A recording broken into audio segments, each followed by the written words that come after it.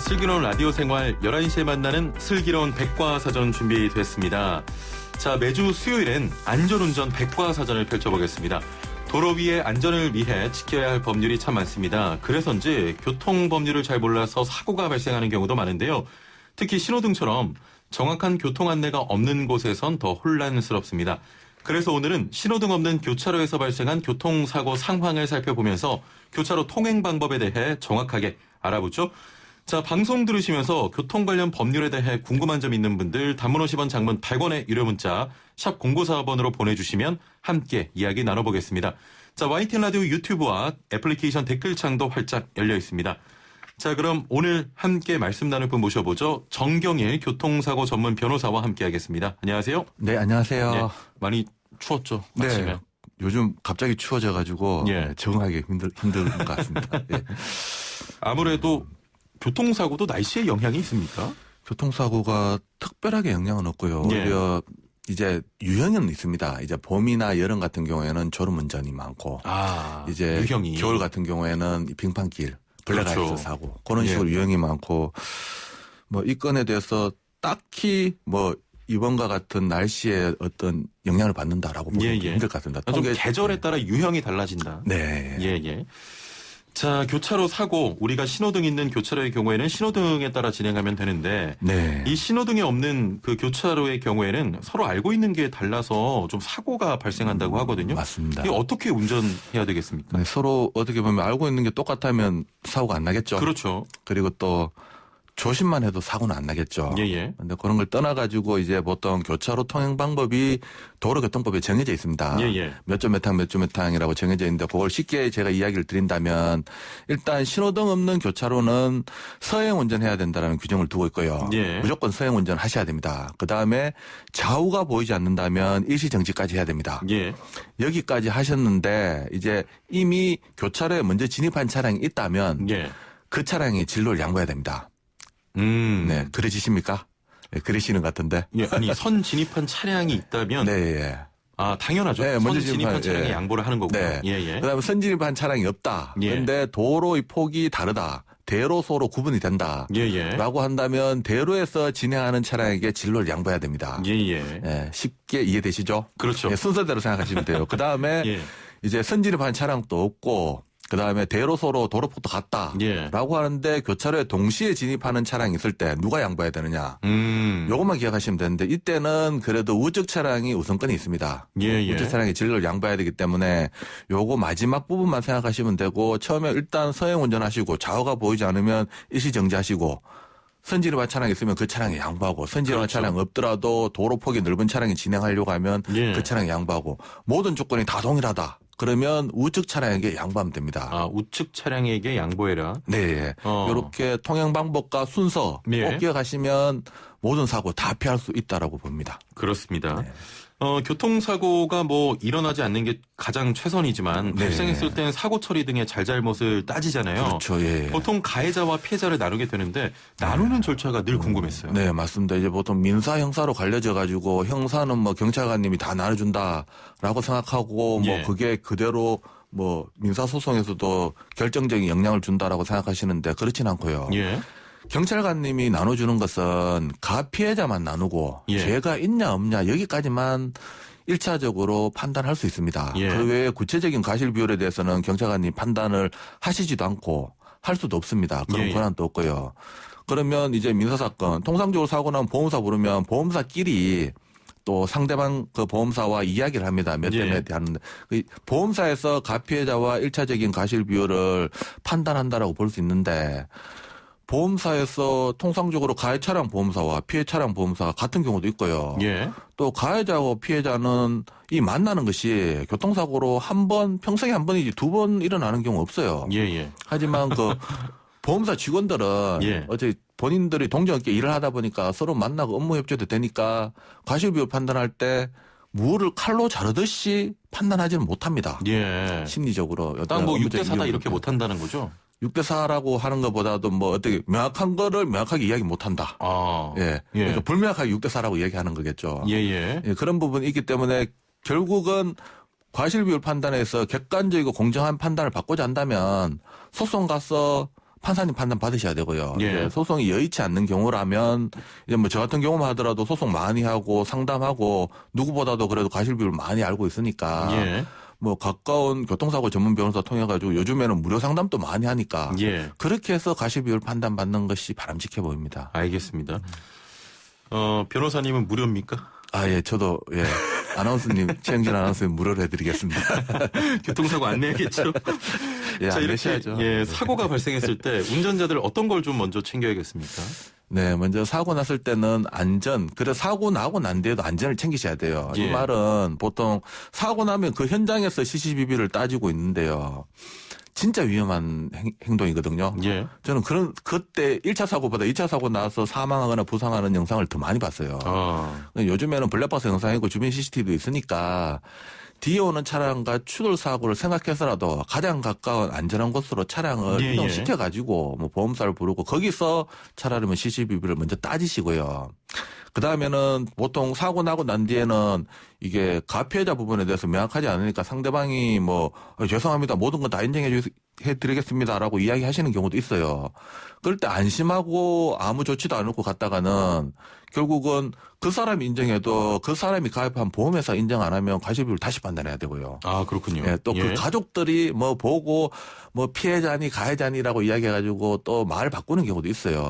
그런 경우 때문에 사고 나면 블랙박스, 본인 블랙박스 영상 확보하시고 주변 CCTV도 확보하시고요. 또 예. 보통 주변 차량 보면 앞 유리에 보면 전화번호가 있습니다. 그렇죠. 그거 찍어놨다가 예. 어떻게 보면 말을 바꾸는 게 뭐 하루 이틀 정도면 블랙박스 영상이 남아 있으니까 예. 말 바꾼다 싶으면 본인 거라도 확인 안 되면 그쪽에 전화하셔가지고 협조를 한번 구하는 것도 하나의 방법입니다.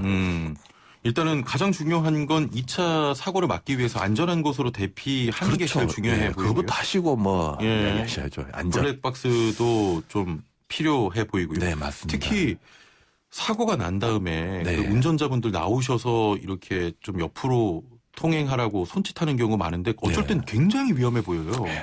예.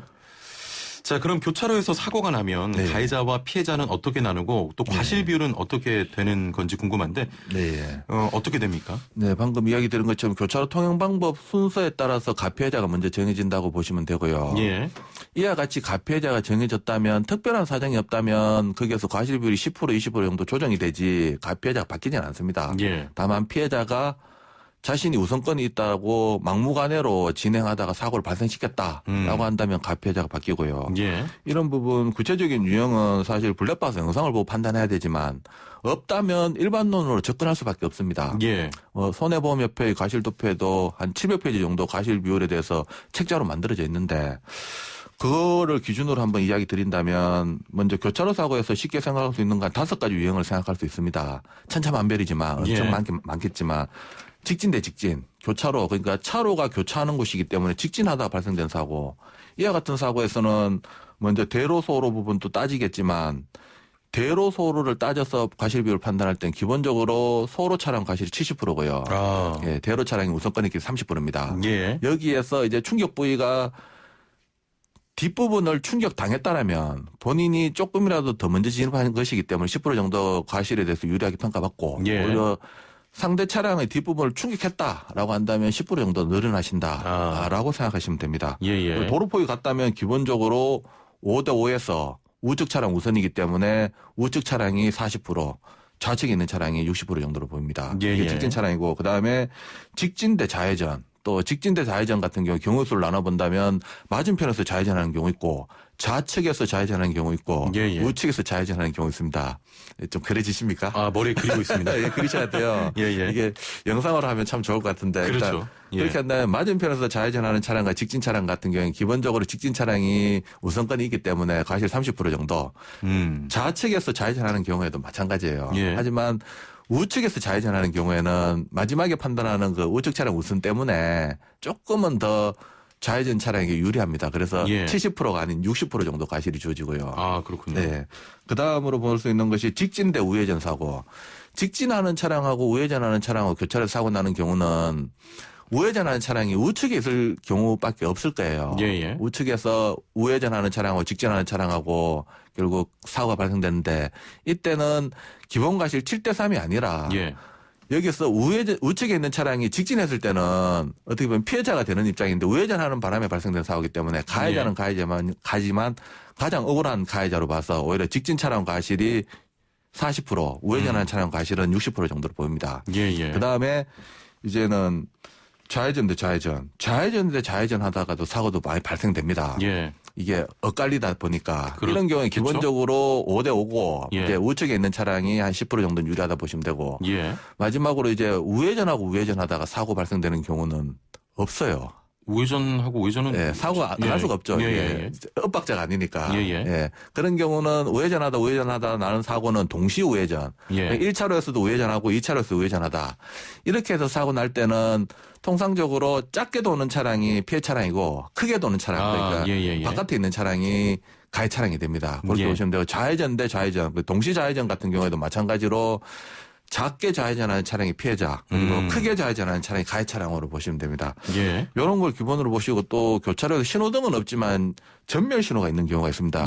적색 전멸, 황색 전멸, 신호등 고장 난 것은 아니고 이와 같은 경우에는 적색 전멸 같은 경우에는 일시 정지한 후에 교통에 주의하면서 통행해야 되고 그다음 황색 전멸 같은 경우에는 교통에 주의하면서 통행하면 됩니다. 그래서 적색 전멸은 일시 정지해야 되기 때문에 정지 않으면 신호 위반으로 12대 중과실로 형사처벌까지 받고 적색 전멸 대 황색 전멸 대 사고 발생되면 기본적으로 적색 전멸이 80에서 70% 정도 가해 차량으로 평가됩니다. 이렇게 교차로에서는 일단 통행 방법만 유의하시면 되고 과실비 몇 대면서 나중에 따지셔도 되니까 네, 이 정도 한번 이야기 들을 수 있겠네요. 알겠습니다. 굉장히 복잡하네요. 아니 이렇게 사고 과실 비율 정할 때 운전자는 경찰이나 보험사의 판단에 무조건 좀 따라야 되는 겁니까? 네, 일단 무조건이라는 부분에 대해서는 일단 좀 부정적으로 받아들이셔야 돼요. 통상적으로 따르셔도 됩니다. 경찰관이나 보험사에서는 그래도 전문적으로 하는 분들이니까 이제 교통사고 한두 번 내신 분들보다는 의뢰 많이 하시니까 또 자신의 보험사니까 또 경찰은 공익을 대변하니까 어느 정도 경청할 만한 가치는 충분히 있습니다. 하지만 이제 보험사나 경찰에서는 과실 비율을 판단할 때 틀에 박힌 형식적인 판단을 많이 합니다. 이제 뭐 교통법규가 있다면 그것만 따져가지고 예를 들어서 제가 아까 전에 계속 이야기 드렸는데 우측 차량 우선 우측 차량 우선이 가장 마지막에 판단한다라고 이야기를 했는데 경찰이나 보험사에서는 사고 나면 속도도 잘 모르겠고 누가 먼저 진입했는지도 잘 모르겠고 도로폭도 직접 어떻게 측정해 보든가 아니면 육안으로 확인하면 되는데 그것도 모르니까 대략 보고 우측 차량 좌우는 확실하니까 무조건 우측 차량으로 우선 판단하는 경우도 많고요. 또 선진입 같은 경우에도 뭐 조금 먼저 진입했다고 선진입으로 인정받는 것이 아니라 누가 봐도 먼저 진입했다라고 볼 수 있을 정도가 돼야지 선진입으로 이제 우선권이 주어지거든요. 그런 경우도 경찰이나 보험사에서는 제대로 된 판단을 하지를 않습니다. 그렇군요. 네, 결국 이런 부분 때문에라도 본인이 과실 비율 판단할 때 블랙박스 영상 받을 때 억울하다 싶으면 그때는 뭐 소송을 통해서 판사님의 판단을 받든가 아니면 무료 법률 상담을 통해 가지고 변호사 과실 비율 상담을 한번 받아보시는 것도 바람직한 방법입니다. 알겠습니다. 지금 좀 상담이 중간중간 들어왔는데 바로바로 중간 질문을 좀 드려보겠습니다. 자, 지금 질문 보내주시는 분들도 조금만 더 자세히 보내주시면 정확한 상담 될 것 같은데 일단 6040번님께서 보험사에서 3대7이 나왔는데 골목이고 오토바이 일방 통행인데 역주행했고요. 이런 경우 3대7이 맞는지 궁금합니다 하셨는데 본인이 차 준지 오토바이 준지 잘 모르겠습니다만 3대7이 일단 비율이 맞는 겁니까? 그러니까 뭐 어떤 기준을 가지고 3대7로 말했는지 죄송하지만 잘 모르겠어요. 이게 블랙박스 영상을 주면 설명을 안 해도 영상을 보면 제가 해석이 충분히 되겠는데 이게 오토바이고 3대7이라 그러고 골목에서 나온다 그러는데 차 대 오토바이인지 오토바이 대 사람인지에 대해서도 확인도 안 되고 일단은 어렵네요. 사람이라고 가정했을 때 사람인데 오토바이가 차량이라고 가정을 해보죠. 내가 차를 모르는데 오토바이가 역주행을 해서 부딪혔다. 그럼 어떻게 되는 겁니까? 이제 역주행을 해도 무조건 과실이 100대이 아니고요. 아, 100대는 아니다. 일방통행 같은 경우에는 역주행하는 차량이 있다는 것이 아직까지는 신호 위반만큼 확립되진 그러니까 역주행하는 차량 신뢰할 만큼 확립되진 않았어요. 신호 위반을 일방 통행에서 역주행을 하더라도 무조건 진행하는 차량이 무과실이고 역주행하는 차량은 과실 100%다라고 예. 판단하지는 않고요. 통상 기본 과실 8대2 정도에서 시작합니다. 거기서 역주행하는 차량이 갑자기 튀어나왔다. 이러면 진행하는 차량으로서는 도저히 예상할 수도 없었고 피할 수도 없었기 때문에 무과실로 평가되겠지만 예예. 역주행하는 차량이 뻔히 보이는데도 자신이 우선권이 있다고 그대로 가다 사고 발생했으면 일반 예. 과실로 20에서 30% 정도 과실은 주어집니다. 아, 그렇군요. 네. 알겠습니다. 정리를 잘 해주시네요. 잘 네. 보내주시면 저희가 상담 더 맞습니다. 잘 해드리겠습니다. 네. 뭐 양식이라도 어떻게 홈페이지에 올려드릴 것 같아요. 네, 시청자 한번, 게시판에. 네, 정리해서 한번 제가 아나운서님 예. 한번 드릴게요. 예. 네. 준이찬이 파파님께서는 로타리에서 유턴하다가 네. 앞서가던 오토바이가 갑작스럽게 정차해서 추돌을 했습니다. 네. 안전거리 미확보로 후방 차량 과실 100%일까요? 라고 하셨네요. 로타리에서 유턴을 한다. 좀, 뭐, 여기서부터 이해가 안 되는데, 이게, 제가 이해력이 떨어지는 건지는 잘 모르겠는데, 로타리는요. 예. 보통 사거리, 오거리는 교차로가 따로 있고, 로타리라는 것은 회전교차로, 예전에 이제 원형 교차로의 중간에 교통섬이 있고, 예. 이제 속도를 감속시키기 위해서 강제적으로 교통섬을 두고, 신호등이 없고, 이와 같이 원형 타워형으로 되어 있는 곳을 말하는데, 예. 로타리에서. 지방 가면 많잖아요. 예. 보통 그래서 좀 유지들 보면 로타리 클럽 이런 데 가입도 하시고. 근데 이제는 예. 이제 교통 안전을 위해서 대부분 회전교차로로 바뀌어졌습니다. 예. 이제 찾기 힘들 거예요. 이제 거기에서 로타리에서 유턴했다? 유턴을 어떻게 했는지. 아이고, 아무튼. 이 부분에 대해서는 조금 제가 죄송한데요. 예. 조금 더 명확해지면 답변을 들 수 있는데 일단 우리 아나운서님 이야기한 걸 제가 또 다시 이해했다는 전제에서 이야기 드린다면 예.